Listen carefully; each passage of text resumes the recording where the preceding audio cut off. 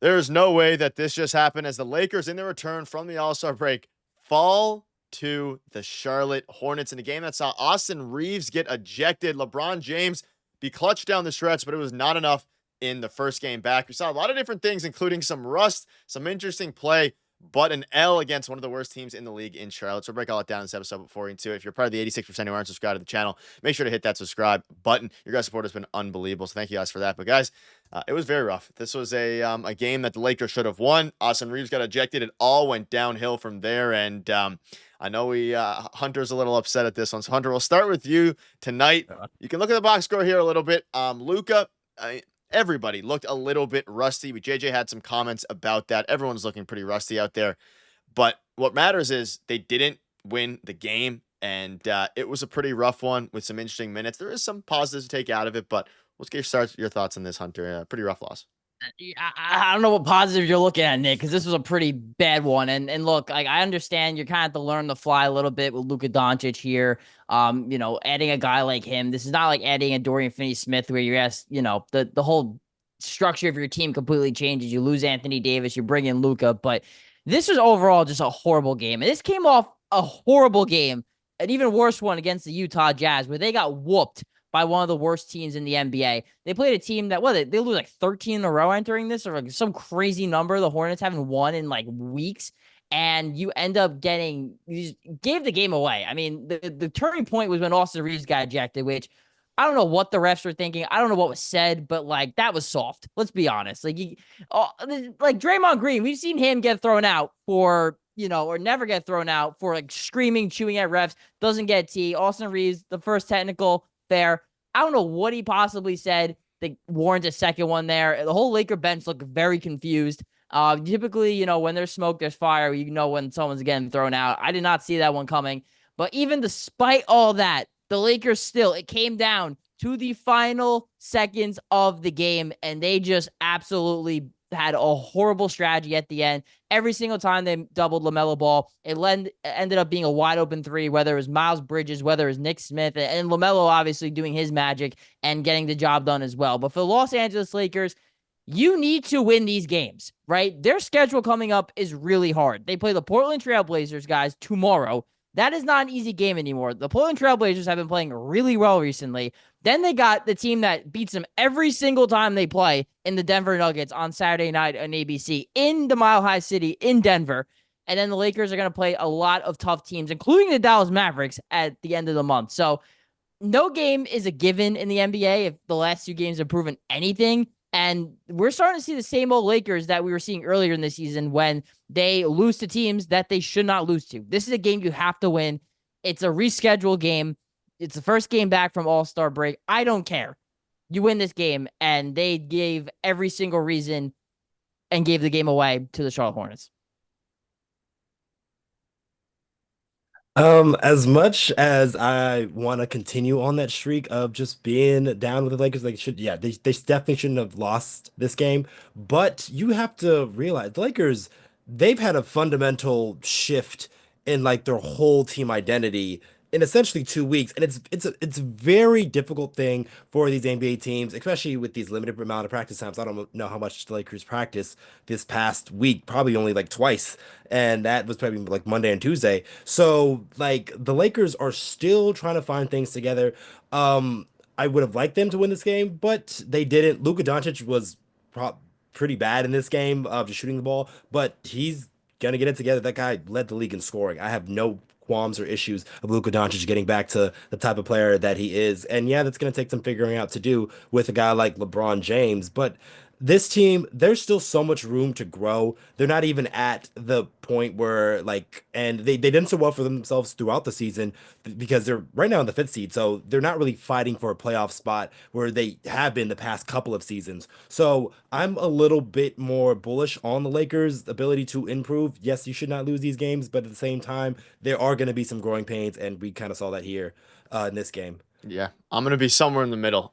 They should have definitely won the game, and I do want to bring up this quote because it kind of lends to some interesting things. Just at half, he said they played hard defense, there's rust offensively trying to get used to playing together. And Hunter, I know again, you are I mean, I'm pretty hard on it was a bad game. Let's not stray away from the fact they shot 51 3-pointers, hit 15 of them, and they did go 8 from 12 from the free throw line with Rui Hachimura missing 2 free throws that would have really made this a lot more interesting. And obviously, it was still interesting till the very end.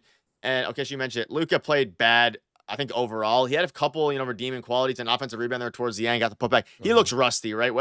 And then Luka's hasn't played. This is what his third or fourth game now since Christmas. So he is especially having some rust. He looks a little bit injured as well. He's grimacing on the bench a little bit. I'm hoping that's not the same recurring injury. Maybe it was just him being tired. I don't want to speculate on that front, but this was his first game without a minutes restriction. We saw him play 33. We saw Rui play the most minutes out of everybody.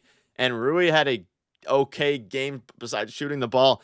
It's interesting. They need to figure out how to play with each other. Jackson Hayes only played 18 minutes, even though he seemed to be getting free lobs every single time. I'll let you take it under because I know you saw some more. We also saw some Alex Len minutes, which I do think he looked a lot better than the first game, at least energy-wise. But man, oh man, is that center unit. They're going to start playing small ball, I think, because I'm not sure how much longer they can run Jared Vanderbilt and one of Jackson Hayes or Alex Len on the floor. Only 3 people can shoot the ball, and you have Vando and Alex Len there, or Vando and Jackson Hayes as the 4 and 5. I get this too, Nick, right? Like, if Jackson Hayes is having a bad game, this is not someone who the Lakers, it's like, all right, he'll figure it out, blah, blah, blah. It's not like having Anthony Davis out there. You play him 35 minutes, whether he's hitting shots or not. Jackson Hayes was genuinely playing very well. He hit 2 very big lob attempts right at the basket, wide open. The Hornets were not accounting for him. I don't know, maybe this is also a rookie head coach in JJ Redick. Keep running the same damn set.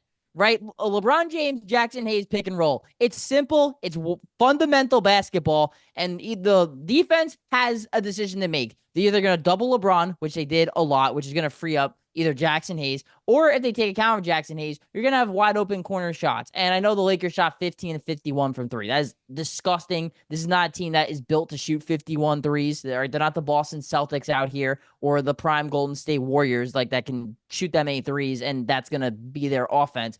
That's not the Los Angeles Lakers. And for Luka Doncic, too, a lot of settling. A lot of times he just settled for 3.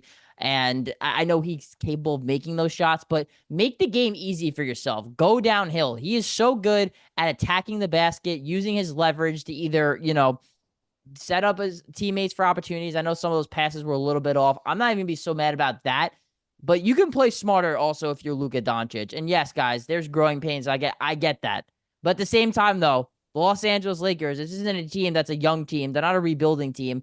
This is a team that's trying to compete right now, right? I know it didn't work, but they tried trading for Mark Williams because they're trying to win games right now. And you still have LeBron James on your team, and you're committing to the fact that his timeline is getting smaller and smaller every single season. He's going to retire eventually. I mean, it seems like that, maybe not. But the timeline is now, right? Luka Doncic, you got LeBron, you got good players. They're all under contract. I expect you to go out there and take every single game seriously. And this is something that we saw before the trade, where the Lakers do not take every single game seriously, and they end up losing to sorry teams like the Charlotte Hornets.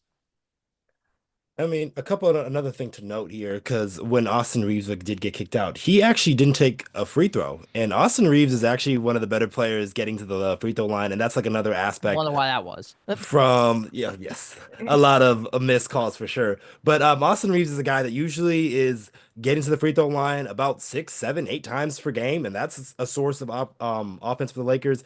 We saw them really sputter in that moment when Austin Reeves got kicked out of the game, and then they had to bring back in LeBron a little bit earlier than he usually is from his general and rest time. So those moments in the game are very important, especially for a guy like Austin Reeves, because of how well he's been playing and how much he's been adding to the offense, because he's been their lead ball handler pre the Luka Doncic trade, and he was doing a great job setting a lot of his teammates up, setting himself up, getting downhill for drives. So that was I would say, would play a little bit into a part of that, because the Lakers did have a lead at that time before Austin Reeves was kicked out of the game, and then they just started to hemorrhage points to the Charlotte Hornets, who were pretty fired up. LaMelo Ball back in his hometown, and Miles Bridges, who loves to take any opportunity on the big stage. So those guys are really fired up. So give them a little bit of credit there, but the Lakers still got to get the job done. And now you got another game tomorrow, so you got to fly up north to Portland to deal with the Portland Trailblazers, which is another young team that's going to be running, getting after it. And we just saw that huge jump dunk by LeBron James. Like, is he going to have that same consistent energy in the next game as the Lakers have to get set up for Saturday, which is that big test against Denver? So a lot of things to figure out here, but I am not too worried about the Lakers because this offense really does have the potential to be one of the best offenses in the league. And Luka Doncic right now, he's just playing poorly. This is the worst probably Luka Doncic has played in his career, and he probably knows that. And he is going to get back on track. It's just a matter of conditioning because Nick, you talked about it. Him just kind of seemed like he was like wincing a bit. I think that was they said it on the actually that the 22 what was it missed games that he had was the most that he's had in his career and the biggest extended out that he's had in his career. So it's been I guess harder for Luka to really get back into shape. He'll get there point, but it's gonna take some time. Yeah, it's a mental conditioning mix of, I'm sure, still, whether it's his injury, whether it's just getting used to the new team. Hopefully the Lakers, I mean, they don't have time to worry about it now because they play in 24 hours. So hopefully they can go ahead and take care of business there. Let us know down below what your thoughts are. I'm also going to, just for you, Hunter, as well, call out the refs one more time. They were really bad. They need to be better. And Austin Reeves should not have been ejected. But let us know down below your thoughts are on the refs, the loss. We'll keep you up to date with all the latest Laker news. So make sure to subscribe button. See you guys later.